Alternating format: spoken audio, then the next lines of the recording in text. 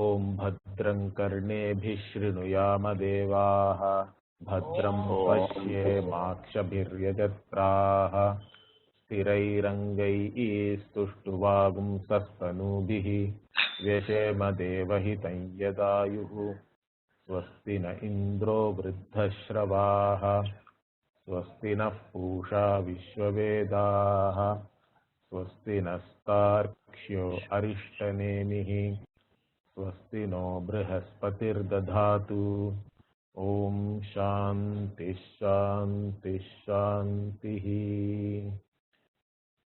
या तदक्षरम् अधिगम्यते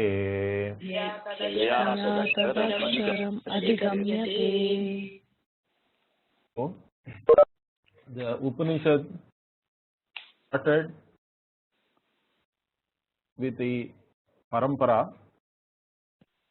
Okay, there is a sampradaya, a teaching methodology, and then there is a lineage in which this teaching methodology is coming. So that lineage started with Brahmaji, who is the creator of everything, Vishwasya Karta, Bhuvanasya Gopta, and also one who sustains it.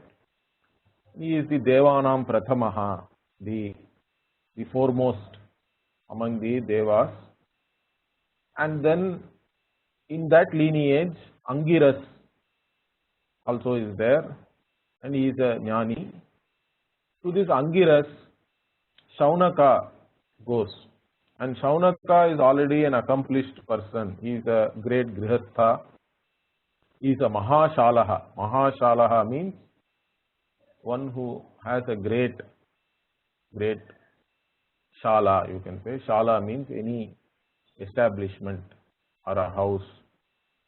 And in that, the adjective Mahashala actually indicates that lot of Yaga Shalas are there with Saunaka.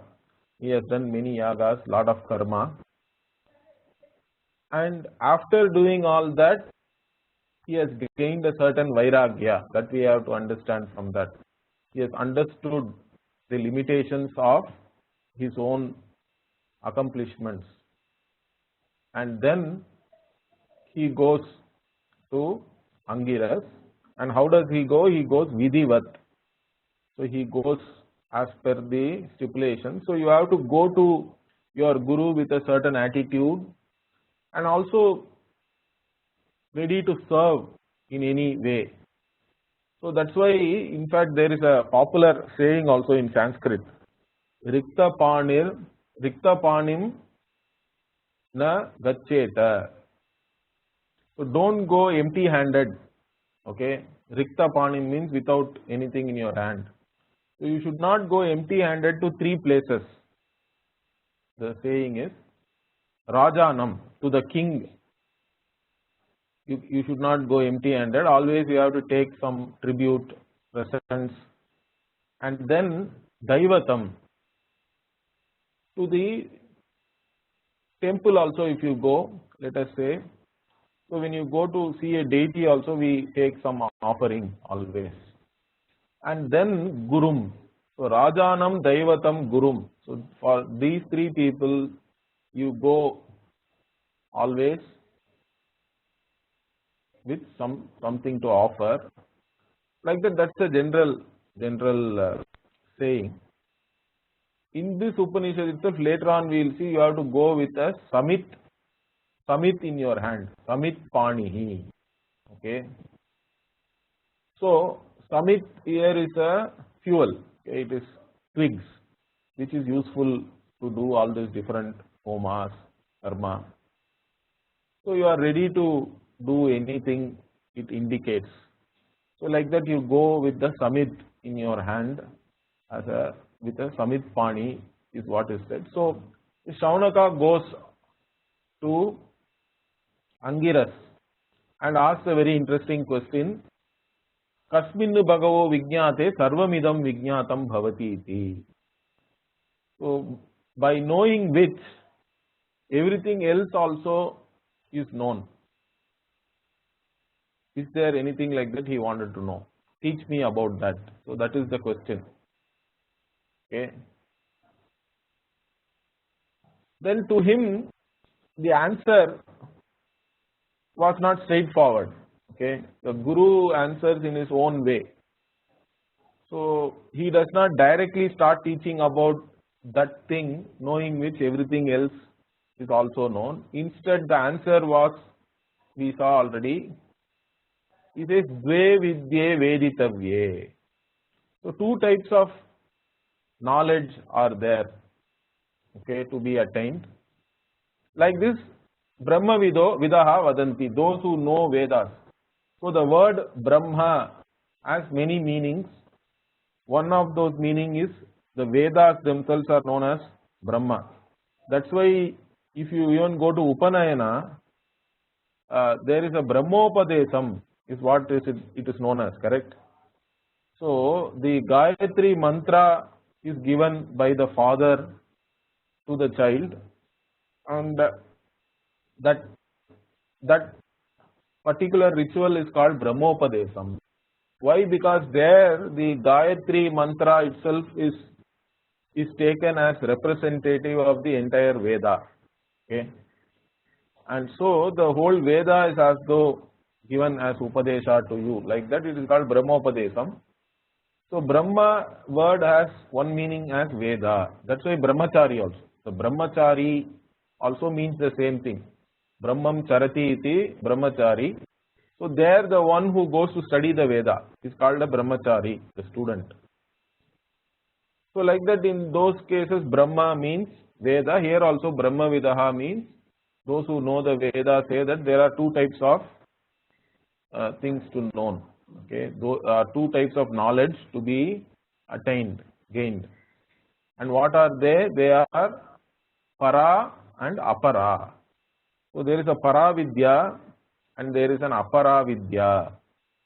So why this Angiras has to talk about Para Vidya and Apara Vidya also? We can raise a question. So why like this? In fact, Shankara actually asked this question in the Bhashya. And then one of the reasons is what? You should always present all the notions which are going around, correct, at any point in time, and then establish the Siddhanta, okay, the whatever is the right conclusion, you can say. So there is always a Purva Paksha and a Siddhanta in the Shastra. So you have to first present the Purva Paksha. Sometimes if you read some of these books and all, they call it prima facie view and all that. Okay, so prima facie view means whatever initially you think what it is. Okay, and again, or traditionally we call Purva Paksha. Purva Paksha means, again there also the Purva means something which is said initially, before you actually establish the truth or the actual meaning of something, you present all the contentions, you can say, okay, the different contentions, the different opinions and views which are there, and amongst that you have to finally establish one as this is the right thing, okay, this is the right understanding. So that is called as Siddhanta. So there is a Purva Paksha, there is a Siddhanta. So now here there were a lot of ideas about what is Brahman. Okay, even with those who called themselves as Vaidikas also, they have their own notions about what the Veda actually teaches. That is why even today we have a lot of differences. Like there is, some people say Vishishta Advaita, Dvaita, then Advaita also is one more philosophy and all that. So like that there are contentions going around. So in this case there is a Paravidya and there are Aparavidyas. Now what are all these Aparavidya? Angiras starts enumerating. So in that you have Rigveda, Yajurveda, Samaveda, Atharva Veda. All these Vedas themselves are told as Aparavidya. Not only that, all the Veda Angas, there are Shad Angas are there: Shiksha, Kalpaha, Vyakaranam, Niruktam, Chandas, Jyotisham, these are also shown as only Apara Vidya. And there are other, we have to understand, other than this also we have Upaveda, like that. Okay, so for each Veda there is a Upaveda. So the Ashtadasha Vidya Sthanani, like that 18 disciplines of traditional knowledge are there. Okay, so we can count all that, everything is Apara Vidya. Again here there is a question, if the Vedas themselves are Apara Vidya,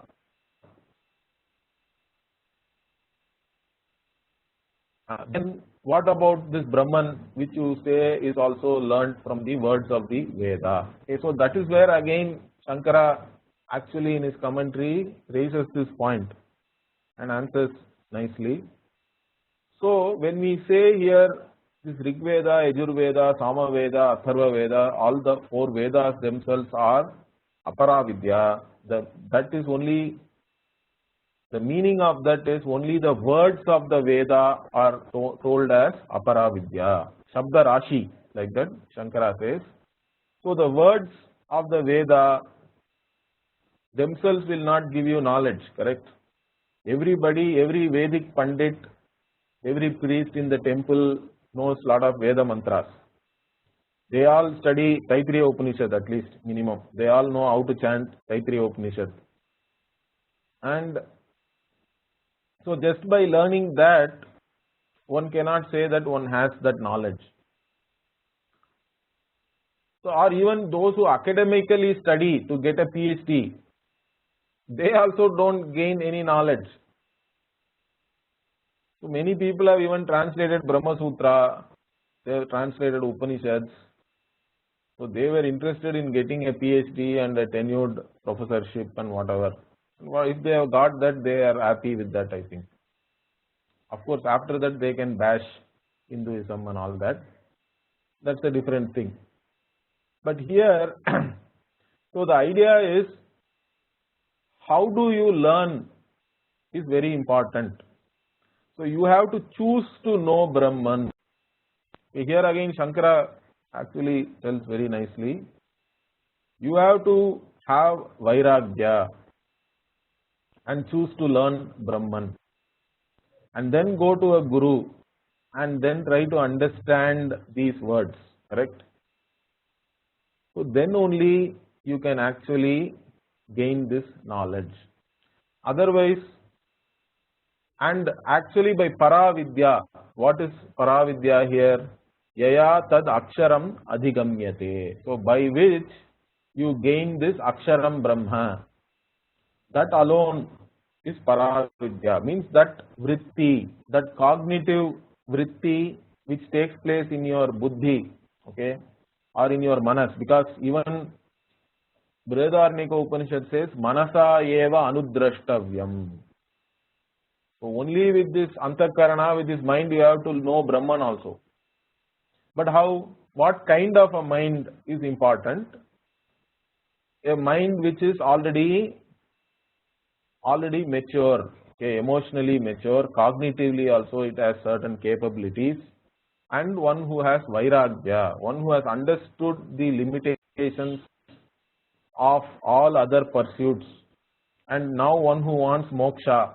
So only a mumukshu choosing to know Brahman and going and learning it from a guru will get this Paravidya.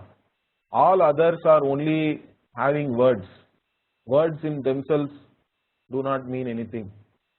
For the word to become a Shabda Pramana and operate and give you the result properly, you have to also prepare yourself in certain ways. You have to be a qualified person to receive this knowledge.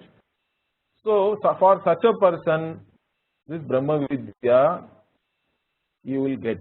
Okay, it is gained in the form of Paravidya. So Paravidya is that. Everything else is Aparavidya only. Then why do we even talk about this Aparavidya? So like this, there is a question is raised actually. That is because the Aparavidya also is necessary for you to have this Paravidya. There is a connection between Apara Vidya and Para Vidya. Because even language, grammar, logic, which is Nyaya, all these things are Apara Vidya only. But even with all this Apara Vidya, these things are all important for you to learn Para Vidya also. Okay, because the same logic we will use to understand Brahman. Of course, what we call as Shruti Sammata Tarka, we say a logic which goes along with what is revealed by the Veda is necessary even to analyze the Veda Vakya and arrive at what is the Tatparya, what is the ultimate intention of the Upanishad, what does it really want to teach you. To even arrive at all those things also you require certain infrastructure, correct, in your Antakarana, you require a certain cognitive skill, you require certain emotional maturity. So all these things are all part of Apara Vidya only. So Apara Vidya becomes a means for gaining this Para Vidya, so it also has to be talked about. But Apara Vidya in itself is not going to give you this Brahma Vidya, correct?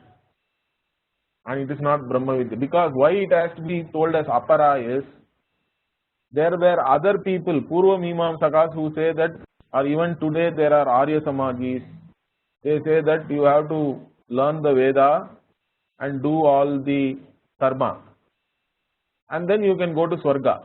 Going to Swarga alone is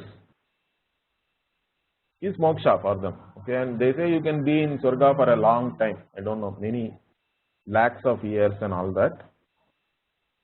But that's kind of a thought also is there, correct?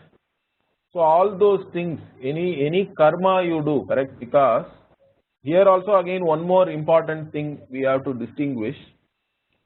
So if we say the understanding of the words alone is Paravidya, then somebody can question, what about all the things revealed by the Veda in the Purva Bhaga? So I read all those words, I know how to chant it, and I also understand their meaning. Now will you say that that is also Paravidya?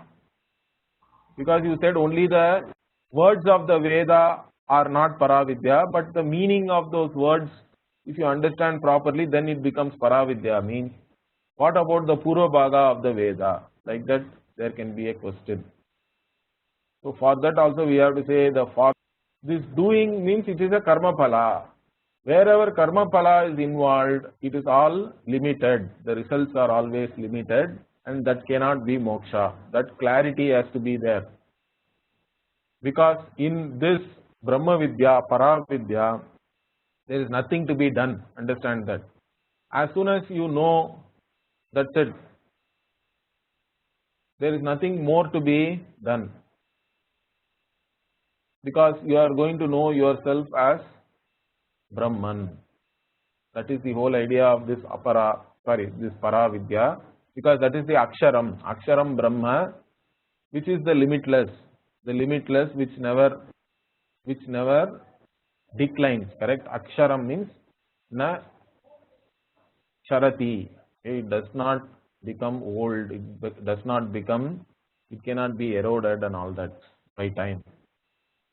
So that which is always there and that which is limitless, that Brahman, knowing that Brahman as oneself, is that Paravidya.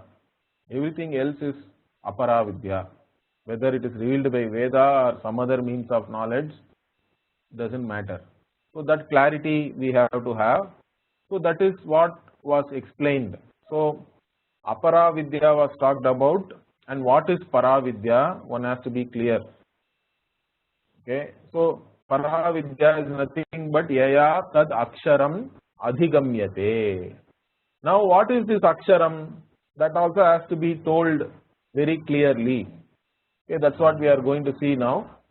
That is in the next mantra, we will see that. Okay, so here just I will try to make it easy for you. You can chant with me. Yettad adreshyam.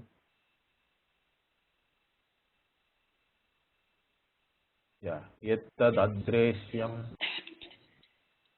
यद्दृश्यम् अग्राह्यम् अगोत्रम् अवर्णम् अचक्षुश्रोत्रम् तदपाणिपादम् नित्यम् विभुम् सर्वगतम् सुसूक्ष्मम् तदव्ययम् यद्भूतयोनिम् परिपश्यन्ति धीराः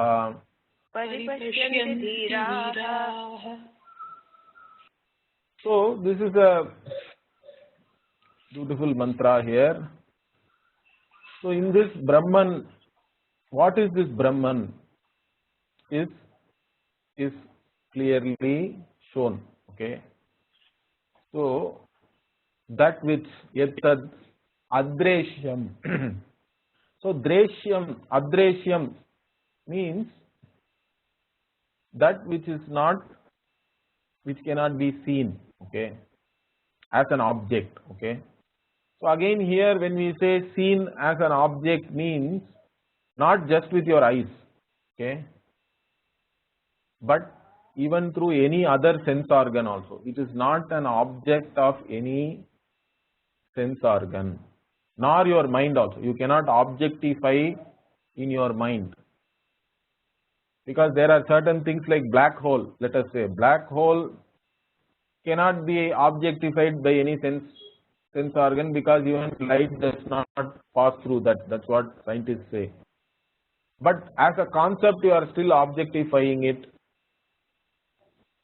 So here something which cannot be an object of your sense organs nor your mind, adreshyam. Okay. Okay, sense organs I cannot see, but like a blind person can still go and hold on to something, correct? So immediately Upanishad says what? Agrahyam. You cannot do any grahanam of it, okay? You cannot hold it. You cannot go and shake hands with Brahman, okay? Why? But later on also it will say apanipadam, but here anyway. So agrahyam means what? You cannot hold it. You cannot, it is not an object of any karmendriya also, because the adreshyam negated Brahman as not something which can be objectified by your jnanendriya or the sensory, all the senses which we have, correct? Sensory, it's not an object of sensory perception.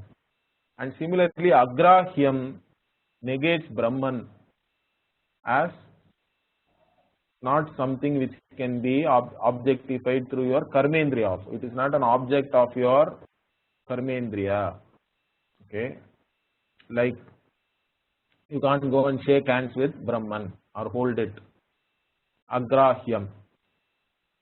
Then another interesting thing, agotram. Okay, so normally everybody who is born has a gotra, correct? If you don't know your gotra, generally we say Kashyapa gotra or Vishnu gotra, like that some people will say. But anything which is born is having a gotra, let us say, a lineage, because there is a cause, correct?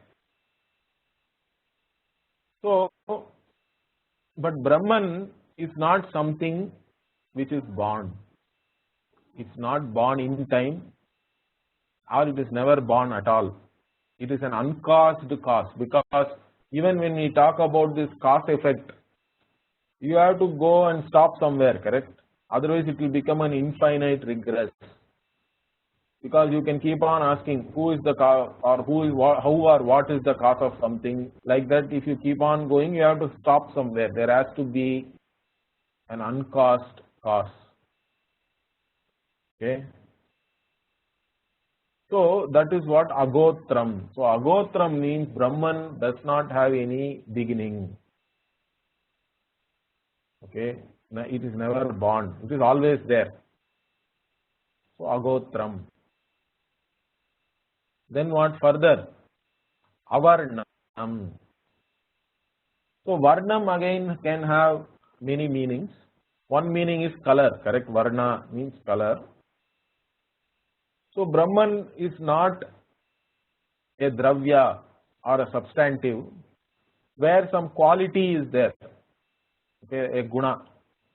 So here Varna actually is a substitute, is also means any guna. Okay, basically Brahman is not having any quality in itself. So it doesn't have any particular color, white, black, like that, or any other quality also. Okay, color, Varna may also mean size. Okay, Brahman is neither big nor small, like that. In fact, other Upanishads also talk about like this. In Kathopanishad also, there is a particular verse, okay, which says that Brahman is not available for any sense object and all that. And in fact, it even says Anoraniyan, Mahato Mahiyan and all that. It is again a very interesting. So it is smaller than the smallest which you can think of, and larger than the largest which you can think of again. That means it is beyond all your conceptions, whichever way you try to conceive it, because it is the basis for everything. Understand that. So that's what this avarnam here means, color, size, like that. There are no qualities in Brahman. It doesn't have any quality. Varna also can mean like jati and all that, correct? So Brahmana, Kshatriya and all, we have Varna Ashrama Dharma. So Varna can also mean a group. So you can say, does Brahman belong to some particular group? Also there can be a question. That also this avarnam negates that also. Brahman does not belong to any group. In fact, it's ekam eva advitiyam, like that Chandogya Upanishad says, Brahman is ekam eva advitiyam. It is one, okay, one only, okay, ekam eva, and advitiyam also it says, non-dual, one without a second, one only without a second, like that explicitly it says. So that which is without a second cannot belong to any particular group, any category, cannot be even categorized. So that is what this avarnam is all about, because if you just say one, because the three words are there, correct? Ekam, eva, advitiyam also, when we analyze that, we say that it is for sajatiya, vijatiya, swagata, beda, rahitaha. Like that in Sanskrit we say. So Brahman does not have sajatiya bheda, means what? See, cow, if you take cow, you say there is one cow, means you can also say there are two cows, three cows and all that, correct? So that means it is there is a sajatiya bheda within the same jati or category. You have many, and you say this is one among that. So one, if you say it is only one, means there is no other of the same category. One indicates that.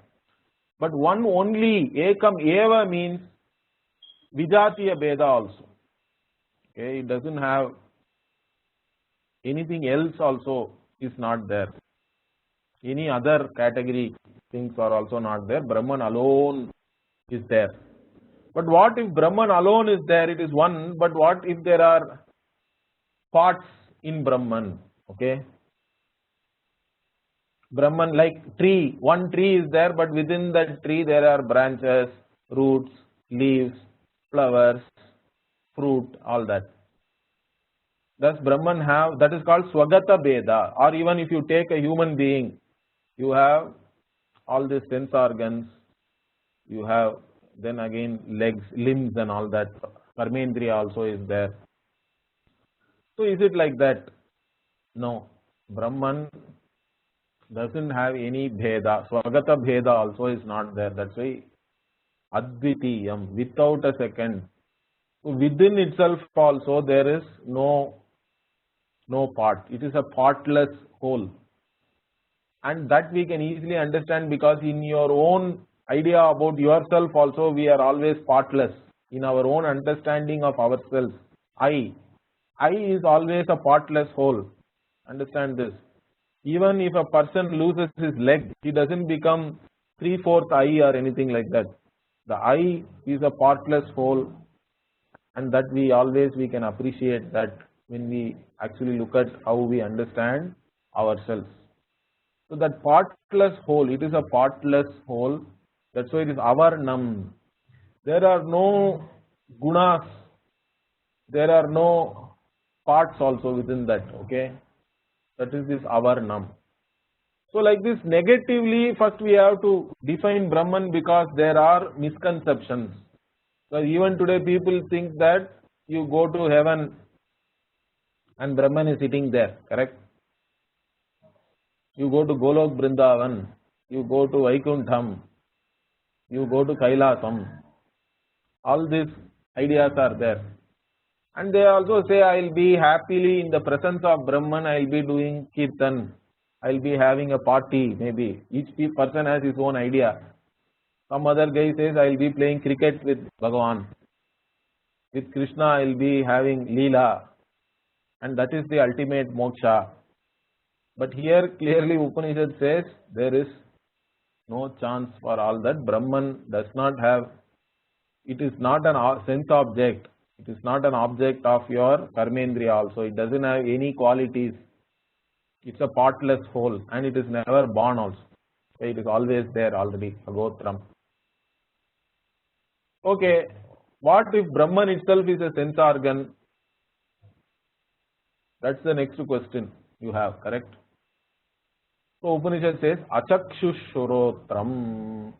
Brahman itself is not a sense organ. Okay. So Chakshu and Shrotra are given here, others also we have to understand. In fact, Kenopanishad beautifully says, Brahman is Shrotrasya Shrotram, Manaso Manoyate, Vachoha Vacham, Sau Pranasya Pranaha, Chakshushas Chakshuhu, Atimuchya Dhiraha, Pretya Small Lokad, Amrita Bhavanti and all. There is a beautiful Kenopanishad is there.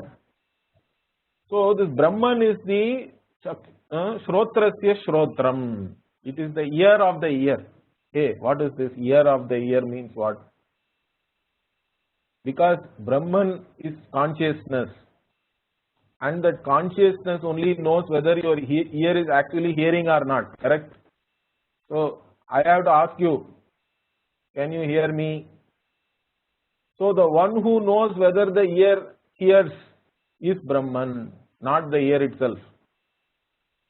Then what about eyes? The one who knows whether the eyes can see or not is Brahman. Okay, Manaso Manaha, the one who sees whatever is happening in your mind also, all the different thoughts which are running. Okay. So one who is the witness of all the thoughts, those thoughts themselves are rising and falling in the same consciousness only. So it is the mind of the mind.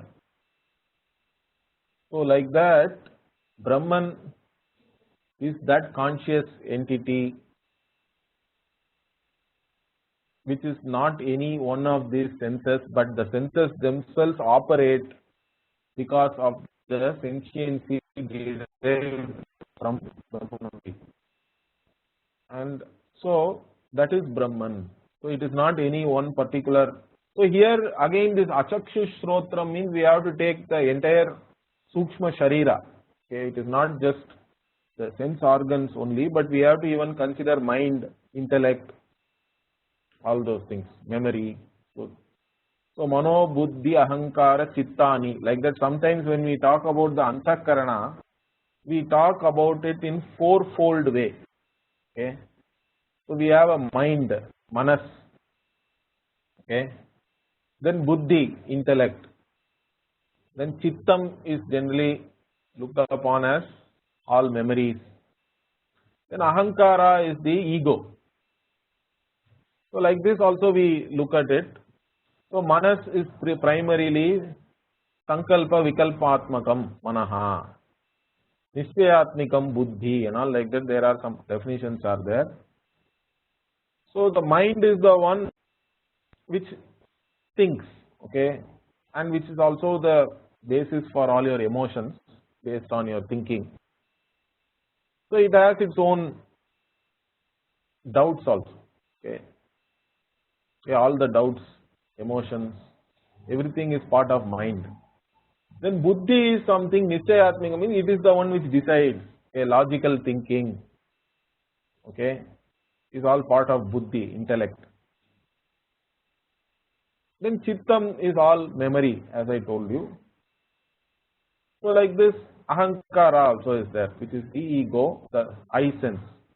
I did it, that idea. So all these things are part of the ahankara. It's all part of your sukshma sharira, as we talk about.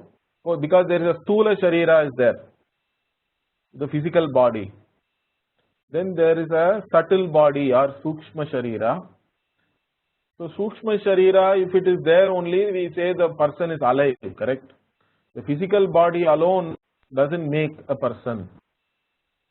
If the sukshma sharira leaves the physical body, then the person has gone to another loka. We have to consider, that's how we see at least, that jiva will take another body. Vasamsi jirnani yatha vihaya navani grinnati naroparani and all Bhagavan says in Bhagavad Gita also. Once this, like we change shirts, correct? Let us say a shirt has become old and it is worn out. Then you replace it with a new shirt. Like this physical body also is worn out. How many days you would like to live in this old body? So sometimes these old people do say, I am just waiting for Yama to come and all that. Like that they talk. But of course, whether really they want to die or not is another thing. Because the survival is an instinct. So even if they may be saying, I am waiting for Yama and all, but if Yama comes, they'll say, okay, why don't you come tomorrow? That is the general idea there. That's how people are. But anyway, so the idea is, once this body is worn out, means your karma is gone. Okay? Because all bodies are made with a prarabdha karma. Karma also we have to bring in here. And once the karma is exhausted for a particular body, then the sukshma sharira will leave that body and then it has to take another body to exhaust some more karma. So like that, it keeps on going, correct? So that sukshma sharira also is not Brahman. Brahman is not the entire, it's neither the stula sharira also. That's why apani padam. Next immediately, tad apani padam means what? Brahman does not have any stula sharira. So you can't go to heaven and shake hands with Brahman. Okay? Although that's what many people want to do. Most religions are also like that, correct? They are giving you nice heaven, wine will be there, it will be flowing like river it seems. So you can go and take and enjoy. Whatever you could not enjoy here, or whatever, you made it immoral here. Having wine in the earth is not correct, okay? But in the heaven you can go and enjoy that. And that's what is taught as a theology also, and people buy it. I don't know how. But that's how it is. So there you can teach anything and there will be followers. That's what I think in this world. So there is no big deal about that. So here you can't go and shake hands with Brahman or anything. Brahman does not have any stula sharira, apani padam. It doesn't have any feet or any hands, any limbs basically. So it is partless. That's what. Okay. Similarly, it itself is not any sense organ. So it is neither stula sharira, Brahman is shunya. So there is also one contention like that, correct? So some people say Anatma. There are Anatmavadis are there. The highest reality is Anatma. There is no Atma. Only Shunya, and that is Nirvana. So if you know yourself as, I don't know, nothing, Shunya, and that becomes Nirvana. So how is it also is very difficult for me to understand even that. Because even to cognize the Shunya, there has to be somebody, correct? So there is really nothing Shunya. See, understand one very interesting thing. In our tradition, zero is called Pujya. So that's a very, very interesting word. Pujyam is there even in Tamil, and Pujya has to be there even in all North Indian languages. So why do we say zero is basically nothing, correct? It is vacuum, whatever you can say. Numerically it is zero. Physically if you say there is nothing has to be there, that is zero, let us say. But that is Pujya. Pujya means what? Something which has to be worshipped, which is worthy of your worship. So why do we call it Pujya? Because you remove all the name and form, you can negate everything, and what is left over is consciousness. The negator cannot be negated. Everything else can be negated. And whatever is left out after you negate everything is consciousness. That is Brahman. That is Pujya. That is Purnam. That is the whole, the partless whole. That consciousness is Pujya. So there is nothing called zero or vacuum. If you remove all the subject-object divisions, all types of divisions you can negate. But what remains is Pujyam. That is worshipful for us. That's why it is Anoraniyan also. Even if you go to quantum level and go beyond whatever is quantum also, what is sitting there is this consciousness. Or you say it is the limitless, you go cosmic, everything, whatever was there even before Big Bang also is this. And even after the Big Bang also what is there is this only. That's consciousness. That's why it is Anoraniyan, Mahato Mahiyan. Everything is the invariable in every cognition, that consciousness. And it is the basis for the entire universe. So that has to be now told. Okay. So that has to be clearly told, because otherwise if we leave it here, there can be a confusion whether Brahma, anything like that is there or not, whether it is Shunya. No, Nityam. So now positively Upanishad is giving you Nityam. So that which is there always, eternal. So eternal here means not a long period of time. See, generally in language we say you wait for somebody. Generally they don't turn up, correct? Somebody asks you to come somewhere, wait for them. You are supposed to meet, the other person doesn't turn up. Then particularly when you are waiting for somebody, every minute seems like whatever, an age, okay? Then finally when the guy comes, you say, I was eternally waiting for you. Now eternally there is not a right usage, but we do sometimes say like that. So a long time is called eternal. No, eternal here when we say that which is not subjected to any time at all. Understand that.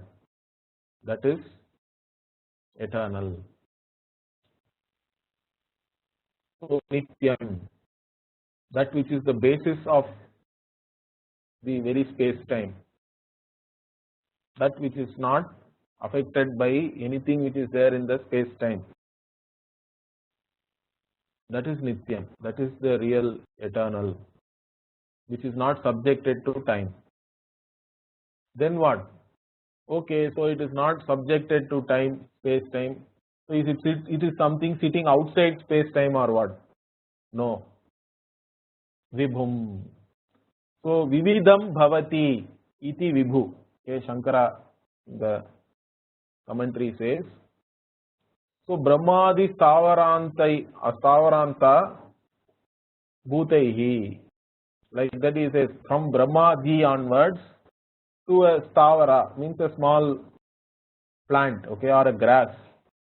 Okay, Brahmadi Stamba Pariyantam also sometimes we use these expressions. So from Brahmaji, who is Prajapati, who is the creator, okay, of everything, to a small grass, blade of grass, everything only this Brahman has become, or it is manifest as Vibhu. So here Vibhu means, again we have to understand Brahman is the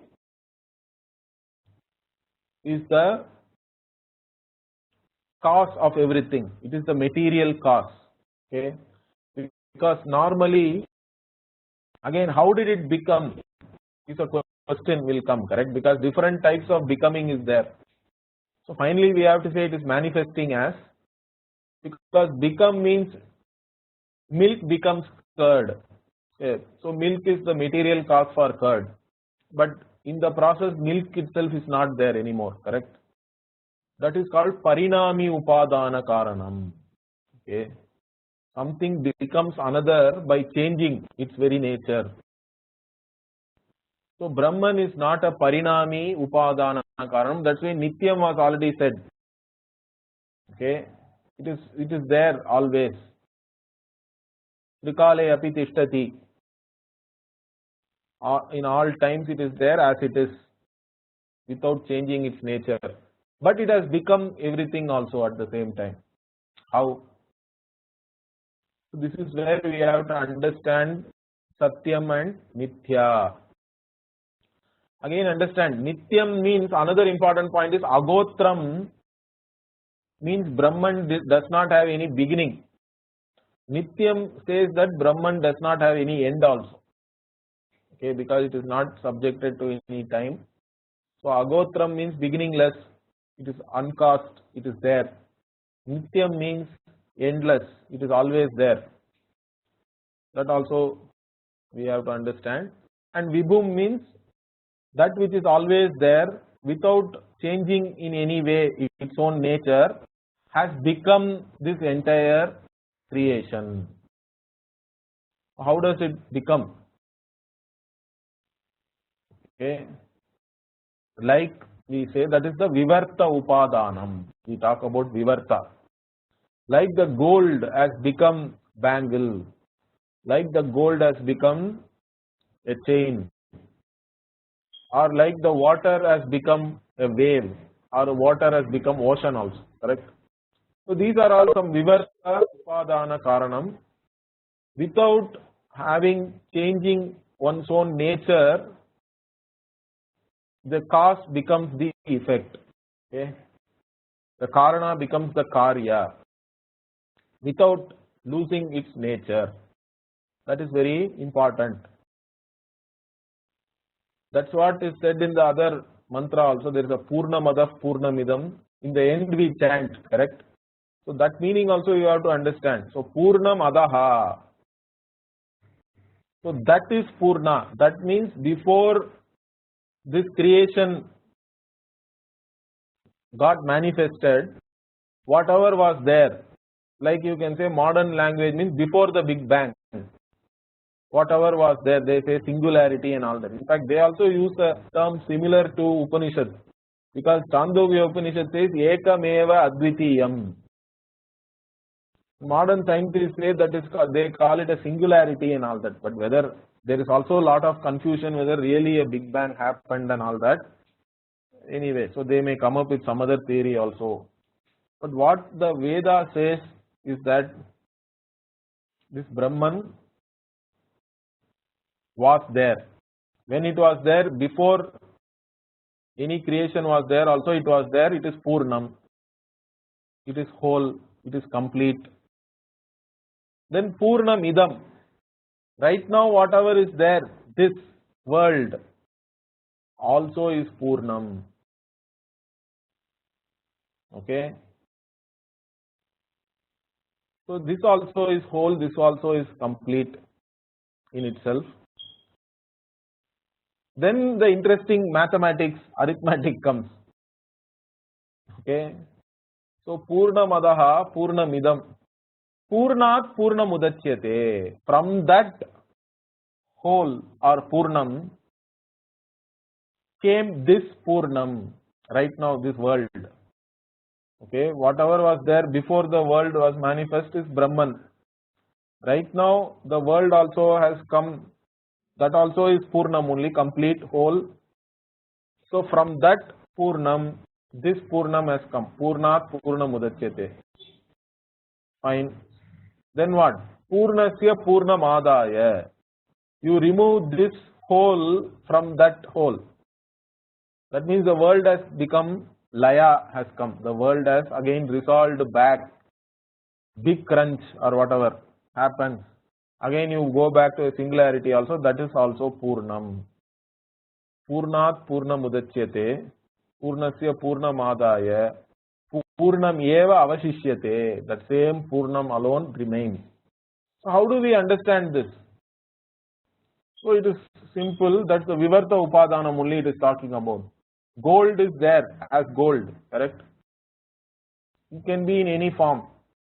But when a particular form is created from gold, still gold is there. That is also Purnam only, understand?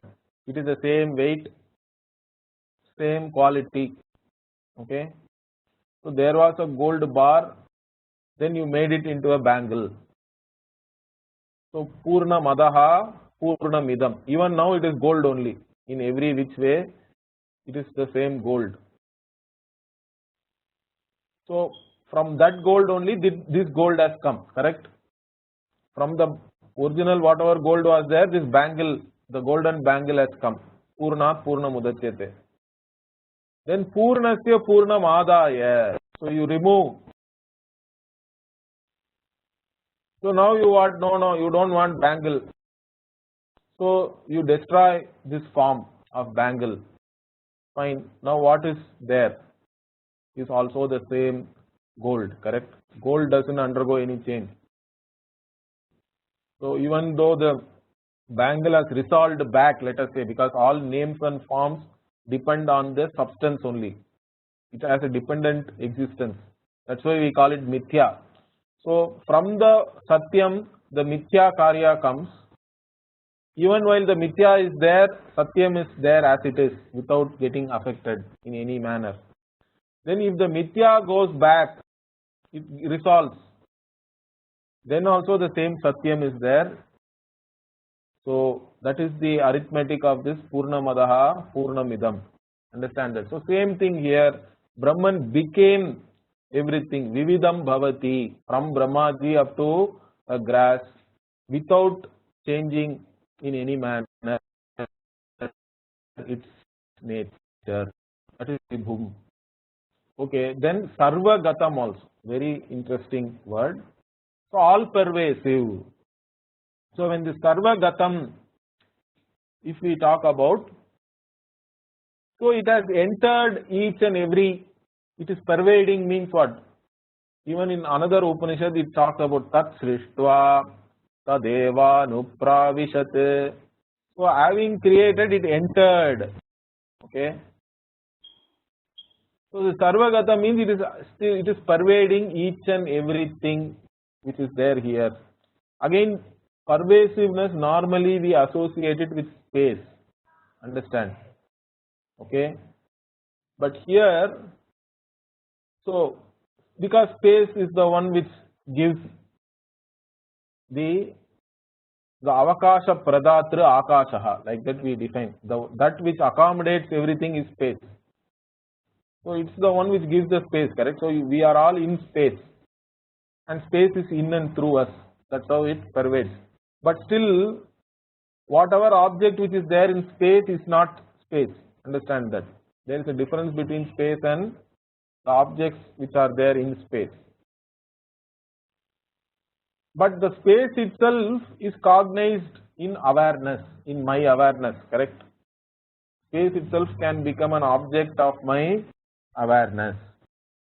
But the consciousness itself does not become an object of anything else. So that is the only thing which is all pervasive. Even space is not really all pervasive. So when we say Sarvagatam or all pervasive, don't imagine that Brahman is spreading all over the space and all that. That kind of a thinking again is a problem. People even do meditation like that and all that. It will mislead you. When we say Sarvagatam, this Sarvagatam cannot be experienced because Brahman is both the subject and the object. As soon as you want to experience and create an experiencer, experienced divide, it is no more Sarvagatam. Understand that? So this is only cognitively we can appreciate this. That Brahman is everything. It is the invariable in every cognition, in fact. And even in the cognition of space also it is there. The space consciousness is. So even for the very space, the existence is given by Brahman alone. And that Brahman is Sarvagatam. It is available. That is why it is available for knowledge in our own intellect, because it is Sarvagatam. It is available to us to know as a Sarvagata. Sarvagatam Brahma is available for us to know as our own self. And that's why it is Susukshmam also. Susukshmam means what? Sukshmam means subtle. Susukshmam means very subtle. It is the subtlest, whatever. So this is subtle because Brahman, knowing Brahman is not easy. Because I have already told you, all kinds of knowledge which we have gained is all objective knowledge. We are used to knowing things by objectifying. Brahman cannot be objectified. It's not an object. It's an eternal subject. But still, even after appreciating this, it's not very easy to get it. We want to experience Brahman and all that. Hey, you cannot experience yourself because Brahman is you. You are the experiencer. Brahman is the basis for both the experience and the experiencer. That's why it is subtle. It is Susukshmam. Okay, normally Sukshma we talk about. Also it doesn't have any qualities and all, correct? Avarnam and all we said. So normally all the Pancha Bhutas, each Bhuta is associated with one quality in our tradition. Okay. So Akasha means it is associated with sound or any types of waves we have to take. Okay, because waves travel in Akasha. Then Vayu is associated with touch, because that is the first. It has both. Again, Vayu also has waves, sound and all that, and you can touch it also because you can feel it. Then Agni is the first Bhuta, which is again visible also, correct? It has form. So it can be heard, it can be touched, it can be seen. Then water has taste also, you can taste it. And then Prithvi, earth is having Gandha.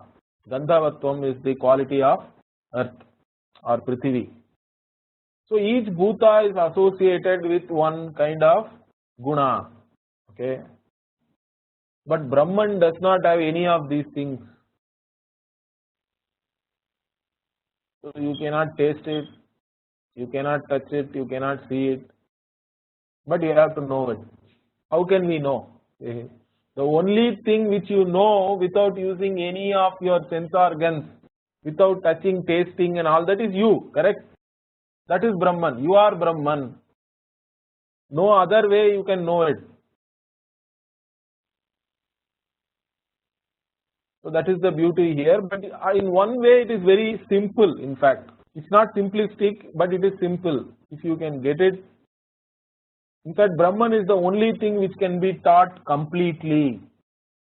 It is because it is partless, it can be completely conveyed without any problem. A guru can teach a Shishya, and this is the only knowledge which can be completely transmitted. All other knowledge is only incomplete. You can be a great expert in any field. Finally, you will say that I know how much I don't know.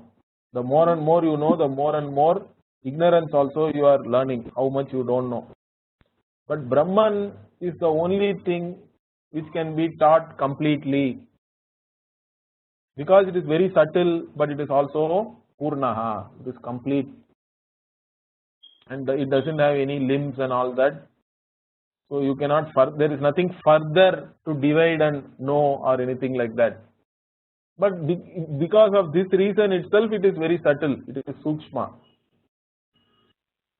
And Tad Avyayam, it never, Navyeti, iti Avyayam. Aksharam also we saw, Yaya Tad Aksharam Adhigamyate, similar meaning, imperishable. Okay, what today I know Brahman like this, what tomorrow if it changes, if it becomes old or it just vanishes, no problem. Brahman that cannot vanish anywhere, it doesn't change in any manner. It is the invariable consciousness which is always there as it is. Okay, then finally, Yad Bhuta Yonim. So it is also, okay, we say Brahman became everything, correct? So Brahman is the material cause and all. I was talking about Vivarta Upadanam, Vibhu the word is there. Then is it Jada then? Because I gave you the example of gold. Gold is not a conscious thing, correct? Gold is Jadam. So gold becomes many things without losing its own very nature. In the gold world, gold is there as the only reality. But it is not Chaitanyam. But here, that's why one more Shruti says Bhuta Yonim. So it is the cause for all the beings. Beings themselves are Chaitanya, correct?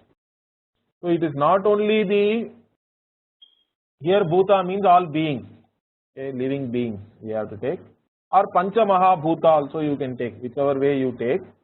But here the main thing, the Bhuta Yoni, the cause of all the Bhutas.